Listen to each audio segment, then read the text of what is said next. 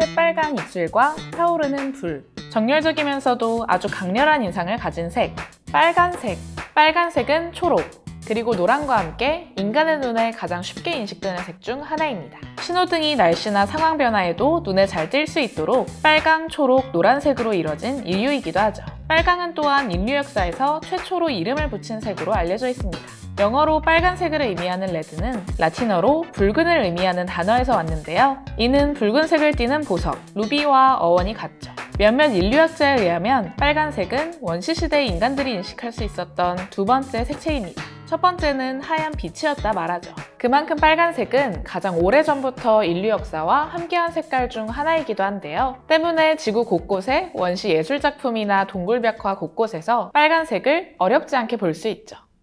선사시대를 넘어 빨간색에는 새로운 의미가 더해지기 시작했습니다. 고대 로마인들은 빨간색을 건강미를 돋보이는 도구로 사용했는데요. 몸에 흐르는 피와 같은 색이었기 때문이죠.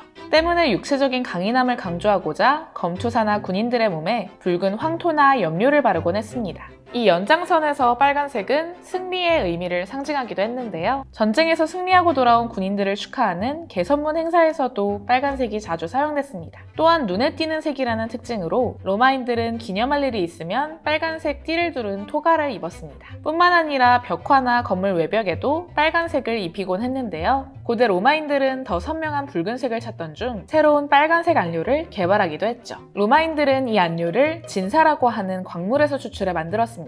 그런데 이 광물에는 독성이 강한 수은이 함유되어 있습니다. 때문에 진사를 추출하는 광부는 노예나 죄수자들로 이루어졌는데요. 당시 로마 사회에서 빨간 광물을 채집한다는 건 일정의 사형 선고로 여겨지기도 했습니다. 이후 역사에서도 빨간색은 눈에 잘 띈다는 특성과 함께 누군가를 특별하게 만들 때 사용됐습니다.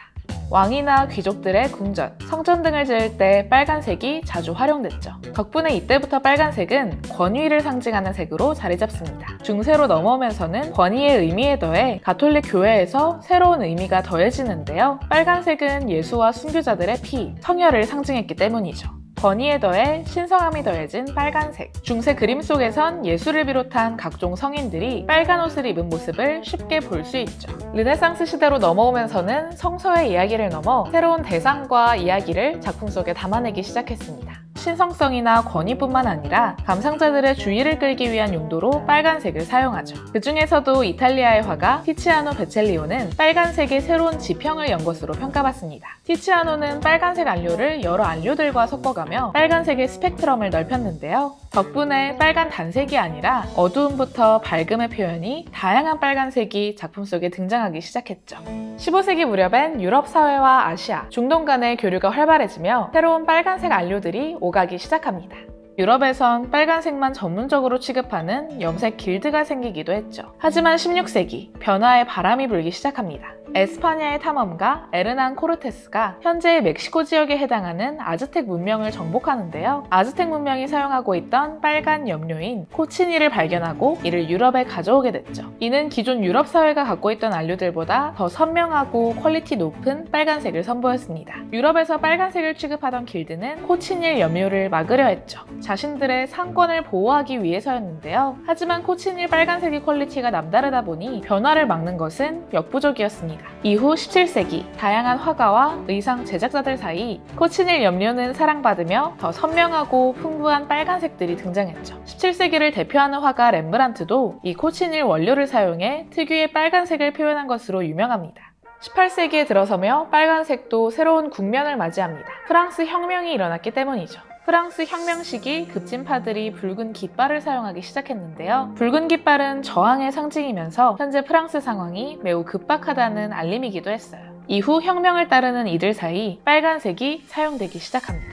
모자와 의상, 심지어는 처형대회까지 이르렀죠. 붉은 깃발은 이후로도 혁명의 깃발로 사용됐는데요. 19세기 후반, 사회주의 움직임과 맞물리며 사랑받기 시작합니다. 다양한 노동운동과 사회주의 운동에서 사용되기 시작한 것이죠. 때문에 적색은 사회주의의 상징색이 되었습니다. 이 시기엔 예술가들에게도 빨간색의 의미가 변화하기 시작했는데요. 대상 속에 있는 빨간색을 단순히 캔버스에 옮겨 묘사하는 게 아니라 화가 자신의 감정을 표현하는 용도로 사용하기 시작한 것이죠.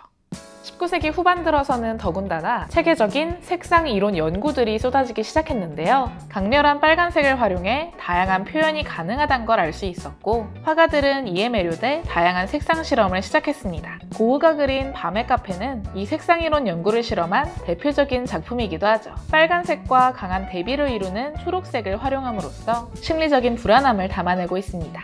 20세기 후반 들어 예술계에서는 형태와 대상을 넘어 색 그 자체에 집중하는 예술가들이 등장하기 시작합니다. 색채의 마술사라 불리는 앙리 마티스는 특히나 빨간색을 애용했는데요. 20세기에 새롭게 개발된 카드뮴 레드라는 안료를 활용했습니다. 덕분에 마티스의 작품들은 당시 예술가들과는 차별화된 빨간색을 선보였죠. 마티스는 빨간색이 혈압에 영향을 준다고 말했을 정도로 색을 통해 감정적 변동을 느낄 수 있다고 보았습니다. 마크 로스코 또한 이와 비슷한 생각으로 색을 통해 감정을 전달하는 추상 표현주의를 연구했는데요. 색의 조합으로 이루어지는 작품들을 여러 선보였지만 그 중에서도 빨간색을 애용했습니다. 실제로 많은 관객들이 로스코의 빨간색으로 이뤄진 작품 앞에서 독특한 감정을 느끼며 눈물을 흘리곤 합니다.